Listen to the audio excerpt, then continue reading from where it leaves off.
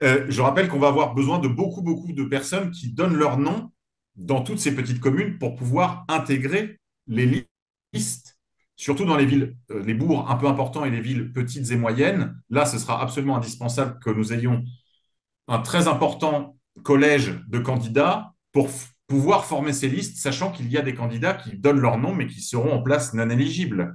Et ça aussi, c'est un sacrifice. C'est une façon de contribuer à la campagne, de donner son nom lorsqu'on réside dans une ville, un bourg, une ville moyenne ou plus grande, de donner son nom, même si on sait qu'on ne sera pas en place éligible, ça fait partie de la campagne. Ensuite, il va évidemment y avoir des contributions de nature financière, des contributions de nature militante. On appelle les gens évidemment à se faire connaître pour seconder la campagne de nos candidats dans les mairies, que ce soit des communes rurales ou de petites villes. Et donc, il y aura 1000 manières d'aider à cet immense soulèvement communal auquel nous appelons de nos voeux et auquel nous vous appelons à nous rejoindre. Plus vous serez nombreux, plus nous conquérons de communes, plus la reconquête du pays sera en route. Cependant, je crois aussi, Alain, qu'il faut rappeler que c'est une campagne de très longue haleine que lance aujourd'hui Civitas. Absolument. Et nous sommes bien conscients que tout ne va pas se bousculer en une seule élection municipale. Là, nous nous y prenons un temps. Nous sommes en 2023. Cette élection a lieu en 2026. Nous voulons que vous ayez 3 ans pour vous préparer à cet enjeu. Mais ensuite, il est évident que ce que nous visons, c'est une reconquête progressive sur plusieurs mandatures.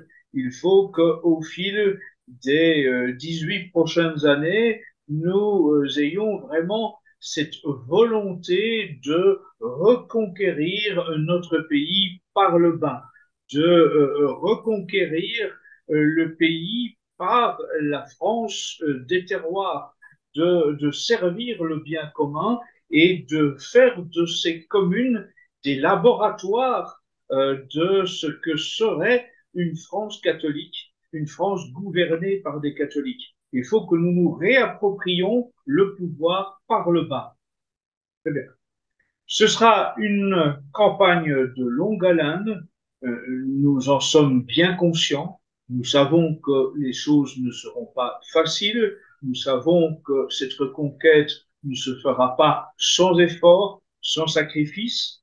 Mais nous voulons répéter que nous avons avec nous des gens expérimentés, des élus, des anciens élus, qui mettent leur talent, leur savoir-faire, leurs compétences au service de cette bataille.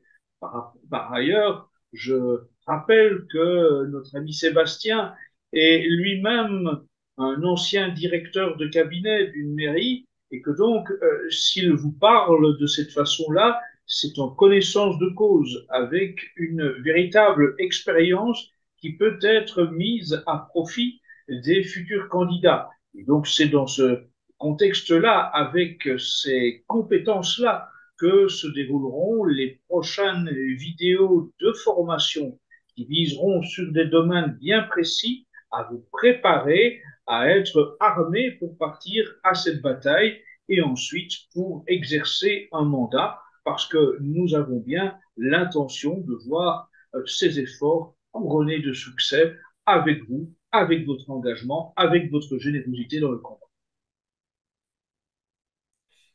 Je voudrais juste rappeler que Civitas est héritière de la Cité catholique qui se donnait pour mission d'être une sorte d'office de coordination subsidiaire.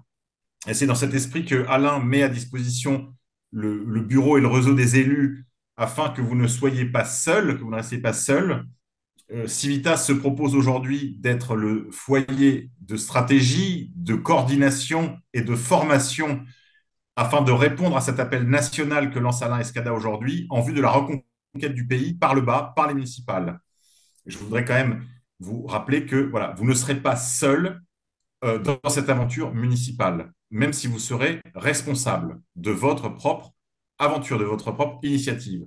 Donc ce sera à la fois liberté, responsabilité, mais en coordination avec le bureau des élus qui, encore une fois, a déjà démontré lors de ce premier week-end dans l'Aisne, reçu par la brillante section Civitas de l'Aisne, que on peut faire de belles choses. Donc, je voudrais également remercier pour mon compte et pour celui de Lucien Cerise, je sais, pour m'en être entretenu avec lui, les organisateurs de ce week-end, Élise, toute sa famille, tous ses amis, tout le réseau en fait de soutien que nous avons là-bas dans l'Aisne et nos abbés aussi qui ont fait le déplacement.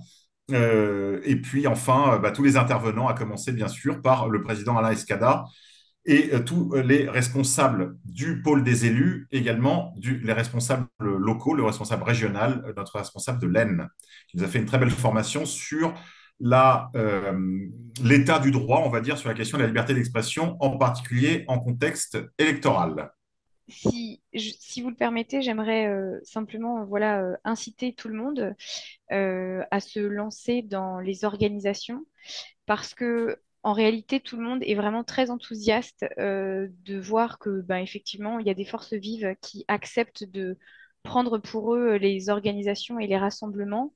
Et ben, effectivement, on était très heureux de vous recevoir, mais c'est surtout qu'on a été agréablement surpris du bon accueil que cette thématique a reçu. C'est-à-dire que ben, voilà, Monsieur K, très gentiment, a été un acteur au niveau de ce thème. Monsieur Escada aussi, Lucien Cerise qui a en tout cas beaucoup plu au niveau du public grâce à tout son apport linguistique, métapolitique. Et puis, on était agréablement surpris d'avoir pu contacter les éditions Culture et Racines qui sont venues et qui étaient très contents qu'on les sollicite, l'Action française aussi. Et donc, il faut surtout pas baisser les bras, se sentir isolé et se dire que bon, de toute façon, si nous, on n'organise pas, il y aura bien quelqu'un qui le fera à notre place. Mais en réalité, non, on se retourne et il n'y a personne, hein. Voilà, j'incite tous ceux qui se sentent le courage d'y aller, de se lancer dans l'organisation de ce genre d'événements, parce que c'est très fédérateur et ça permet de donner beaucoup de vitalité et d'énergie à tout le monde. Merci, Élise. Je voudrais également signaler Je voudrais signaler l'existence d'une revue qui a déjà été éditée lors du précédent tour des élections municipales. Donc, ça devait être en 2020. Non, oui, ça devait être en 2020. Oui, oui. Excellente revue, et avec en particulier un excellent article du Père Joseph pour répondre à certaines des objections de nos amis qui ne sont anti-républicains, anti-vote, etc., qui, bien sûr, je crois que ni moi ni Alain ne sommes d'assez bons républicains. Donc là, de ce côté-là, chers amis qui nous écoutez, vous pouvez être rassurés. Lisez ce très bon papier du Père Joseph, lisez cette revue qui est encore pleine d'informations à jour, valables, même si le temps presse, Alain, car vous l'avez dit lors de ce week-end, la municipalité, la commune est en danger de disparaître. En effet, il faut être très conscient que l'enjeu de la bataille, il est maintenant, qu'il ne s'agit pas de reporter votre engagement à plus tard. Les dirigeants républicains ont évidemment l'intention progressivement de réduire le nombre des communes, de s'en prendre précisément à l'existence de ces petites communes qui sont des lieux qui permettent une certaine indépendance d'esprit et qui sont à notre portée. Donc, nous avons observé cet effondrement du nombre des communes. Je rappelle que en 1962, il y avait un peu plus de 38 000 communes. En 2016, il en restait 36 000. En 2019, 35 000. Aujourd'hui, en 2023, il en reste 34 945. Donc, si nous voulons éviter la fusion des communes, si nous voulons éviter d'être réunis dans des entités qui nous privent de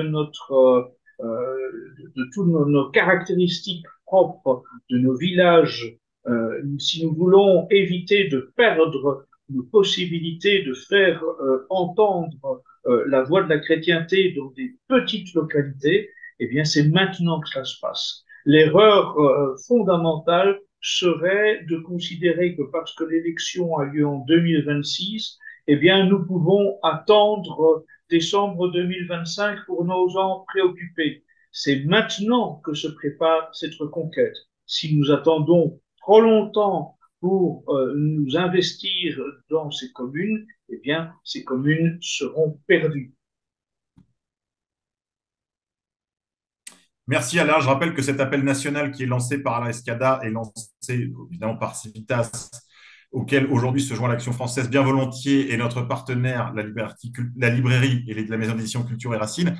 C'est un appel qui est lancé à toutes les organisations catholiques et patriotiques dans un esprit, je dirais, de camaraderie, d'une certaine égalité entre les organisations et que chacun se sente très libre, qu'il soit responsable d'organisation ou qu'il soit une simple individualité, de rejoindre cette aventure qui n'est pas une aventure de Civitas seul.